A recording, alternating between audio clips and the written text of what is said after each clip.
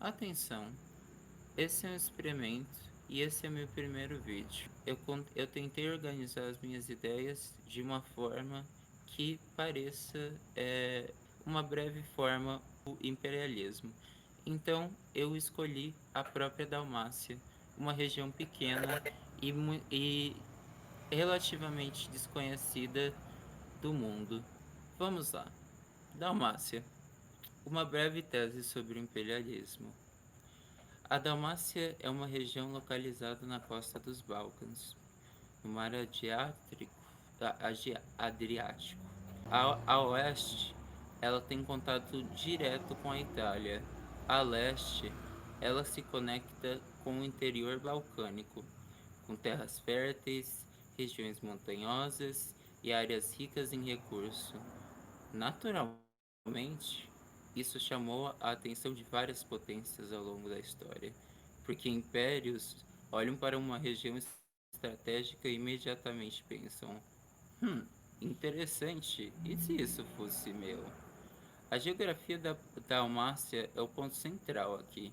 Seu terreno relativamente montanhoso, o que dificultava uma expansão terrestre simples ou a formação de um estado consolidado ao mesmo tempo, suas áreas costeiras permitiram a construção de portos, cidades comerciais e pequenas zonas agrícolas. Isso fez com que a região desenvolvesse uma cultura muito ligada ao mar. E se você controla portos no Adriático, você não está apenas controlando cidades bonitas, você está controlando o comércio, circulação naval, influência política e acesso entre a Itália, os Balcãs e o Mediterrâneo. Lembrando aí que a gente tem a região também da Danúbia, o rio da Danúbia que está relativamente perto. A Áustria já seria naturalmente um inimigo pela dominação do território da Dalmácia. Continuando. Quando falamos de imperialismo, precisamos considerar muitos interesses diferentes. Imperialismo não é só exército chegando, colocando bandeira no chão e falando, simplesmente anexando um certo território. Apesar de que muitas vezes foi exatamente isso, que a humanidade gosta de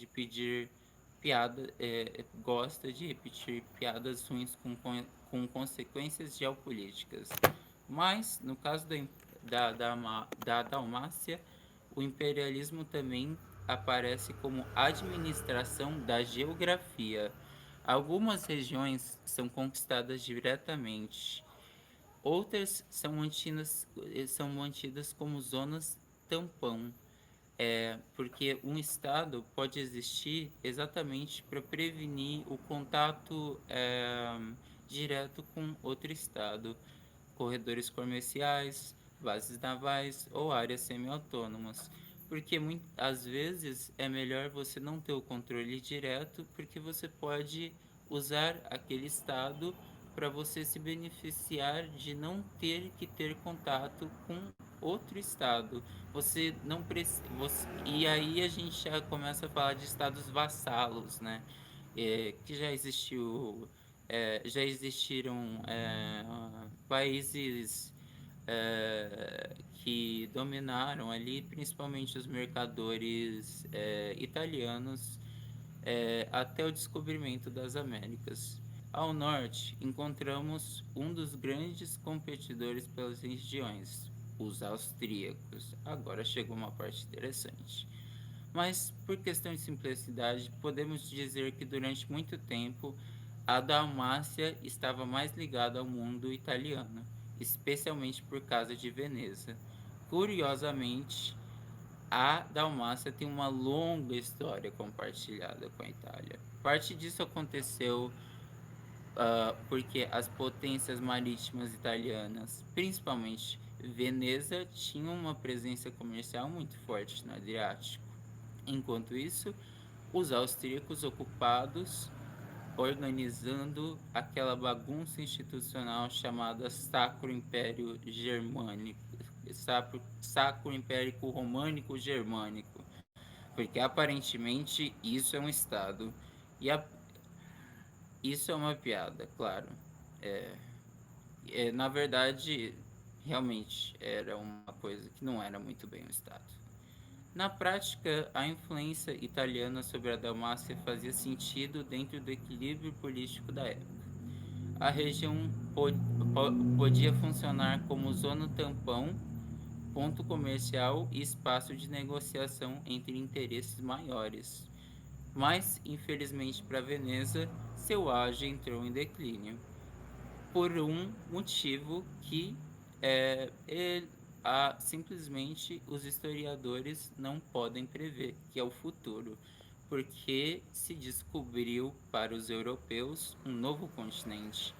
Aí, continuando com a nossa leitura, com a descoberta das Américas e a expansão das rotas atlânticas, o centro econômico da Europa começou a se deslocar, porque antes o Mediterrâneo era muito forte e atraente como uma fonte comercial, mas agora já foram criadas muitas outras linhas de troca, de muitos outros casos de imperialismo, enfim.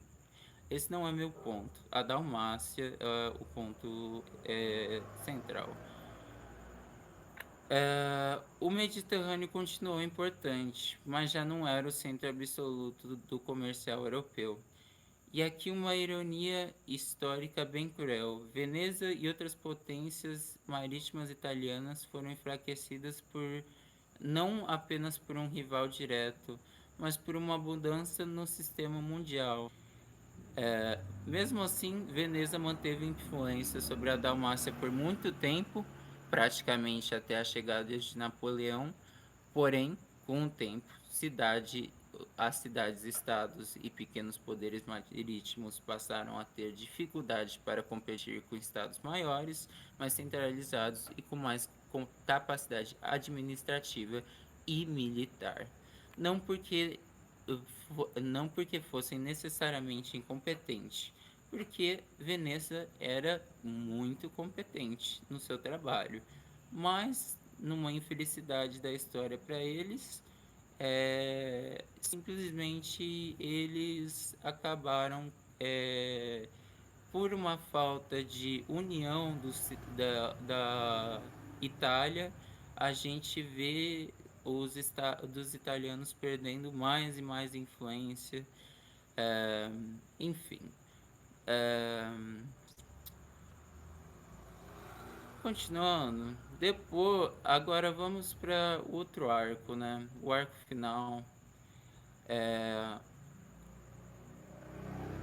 depois chegou a vez da Áustria enfrentar seus próprios problemas. O grande problema do Império Austríaco não era simplesmente ter muitos povos diferentes. O problema era que nenhum desses povos era forte o suficiente para dominar o império de forma pacífica, enquanto a estrutura imperial falhava em dar participação política igual a todos. Então, na verdade, isso leva até a Revolução na Hungria em 1848. Por quê? Porque a administração cívica da Áustria acabou falhando. E aqui entra uma coisa importante. A Dalmácia não era simplesmente italiana. A região era majoritariamente composta por croatas latinizados, com uma elite urbana historicamente italiana e também populações sérvias, porque falando dos Balcãs, e os Balcãs nunca perdem uma oportunidade de complicar um mapa, os Habsburgo construíram um sistema imperial extremamente complexo, mas falharam em modernizar estruturas menores, como a administração cívica e a representação política local. Eles conseguiram administrar diferenças por bastante tempo, mas não necessariamente resolver essas diferenças. E aqui que voltamos ao ponto principal: imperialismo. A Dalmácia mostra que imperialismo não é apenas conquista territorial, também é controlar portos, rotinas marítimas, elites urbanas, línguas, identidades e instituições. É transformar a geografia em poder político. No fim, a Dalmácia importava porque era uma peça estratégica no Adriático. Quem influenciava a região tinha acesso a uma zona fundamental entre a Itália, os Balcãs e o Mediterrâneo. Por isso, estudar a Dalmácia é estudar algo maior que a própria região. Porque o meu intuito com esse vídeo não é só falar da Dalmácia, mas eu peguei a Dalmácia porque é meu primeiro vídeo e ela é um exemplo pequeno e relativamente simples de explicar. É, é entender, é entender como impérios pensam, como usam a geografia, como povos diferentes, como administram povos diferentes, e como aos poucos suas próprias contradições começam a aparecer. Porque impérios parecem eternos, até que de repente não aparecem mais.